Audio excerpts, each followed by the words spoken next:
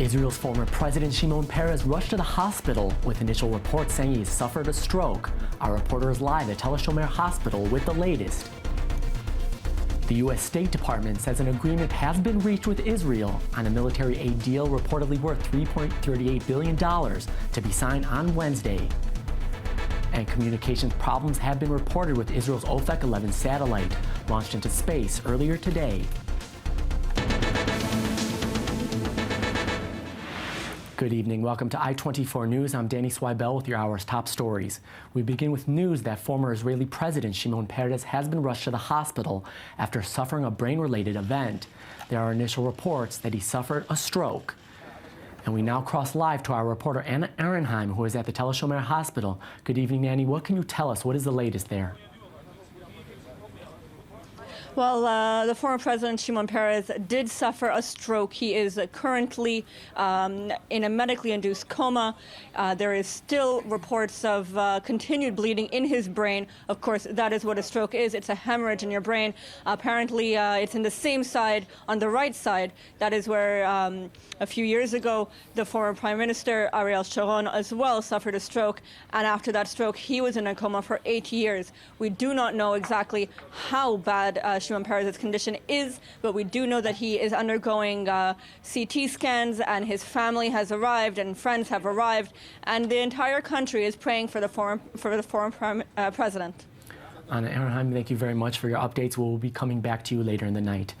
And we are now joined in studio by our diplomatic correspondent, Eli Ochenberg, and i24 News editor, Yoav Borovich. Guys, thank you very much for coming. So, Eli, let's start with you. What can you tell us? What are more of the latest details? Yes, we do know that Peres, as usual, had a very hectic day today. He started the day by shooting this video. We can see, hopefully we can see now on screen, uploaded on his Facebook page. Again, continuing his very excessive and intensive diplomatic work even after his term as president has ended. Later on, he had this session with a businessman, and at around noon, he began feeling ill. He called on his medical team. He, of course, being monitored very closely by a dedicated medical team, and they, of course, asked him to go to the hospital. He refused, but then several hours later, this brain-related incident occurred. He's now, as Anna mentioned, at a very serious condition. Earlier in the night, we were routinely updated by his bureau and the hospital. In the past hour or so, the updates has stopped, so it remains to be seen what they will have to say. But it's important to say that we are talking about a 93-year-old man who is very clear in mind, but of course the physical situation is not as it used to be, and he has been carrying it out a very, again, tight schedule, a very lively and hectic daily routine, and he of course had to balance between that and again the medical necessities and physical condition. And Yoav, you were outside covering Peres during a lot of his medical stays. So this is not only just the president of Israel, the former president, but he's also part of Israeli history. Definitely, former president, former prime minister, minister of defense, foreign minister, he did it all.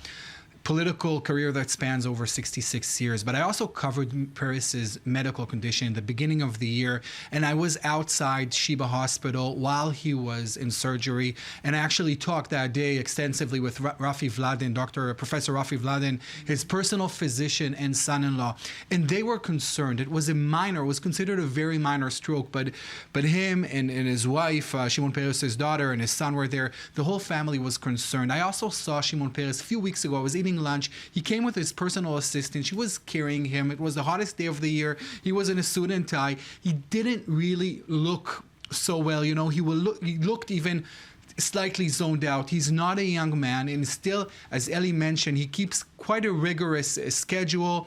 And again, we know last year his heart condition was deteriorating, and everybody now is waiting in Israel and across the world to hear what is happening with Shimon Peres. So, Eli, going back to you, so if Shimon Peres should pass away, how would Israeli society, not just Israeli society, how would also the world respond to such a loss? Well, before I answer that, I would like to reiterate what you have said. Only last week he was taking part in this diplomatic summit in Italy, and the day he came back to Israel, he went out under this cardiac operation. So again, he had to balance the deteriorating physical state and his very energetic daily routine. Peres is, of course, a symbol, both here in Israel and internationally. He had a very rocky political career at the beginning of the road, but in recent years, as he became president, I think that the admiration and appreciation to him and his work really intensified. And he, of course, is a world-renowned figure. If indeed something is to happen, we are likely to hear from world leaders their statements as well. Peres, in the last few years at least, is considered Israel's #1 statesman in the world. He's a Nobel Prize laureate. He garners great respect throughout the world, and he's also perceived as a symbol for peace and as a alternative kind of way of working the Middle East crisis. We all know about his book about depicting a new Middle East. In Israel, many people are laughing in the last 20 years about his vision and about the Oslo Accords, because we know what happened here. Today is the 23rd anniversary of the Oslo Accord, Wow. exactly Which garnered him the Nobel 23 years Prize ago. together with Yitzhak Rabin and the late Yitzhak Rabin and Yasser Arafat. But around the world, Peres is really highly regarded, in some instances even more so than Israel's leaders. And he is considered to be a leader, and he was even as a president, because we know a president in Israel is mostly a symbolic figure. Absolutely. But Peres kind of changed it also because who he was and because his record. So around the world also, Peres was perceived not just as a symbolic president, but as a leader. And he is a true visionary. If we're looking at his, again, vision of the new Middle East, these are themes we're still talking about today. So, Yes, Peres always wanted to change reality, and he's still with us. Okay, guys, thank you very much for your updates. We are now joined by Yossi Beilin, former Israeli minister. Good evening, Mr. Beilin. Thank you very much for joining us. Thank you. So what can you tell us about the significance of such a possibility, the passing of Shimon Peres? Well, Shimon Peres himself is the most optimistic person I know, and I believe that one should take it into consideration. And I would like to, even in such a situation, to be optimistic about his health. He is not the youngest person around, but until very recently, a few hours ago, he was very much himself, and I hope that he will return to himself in the near future.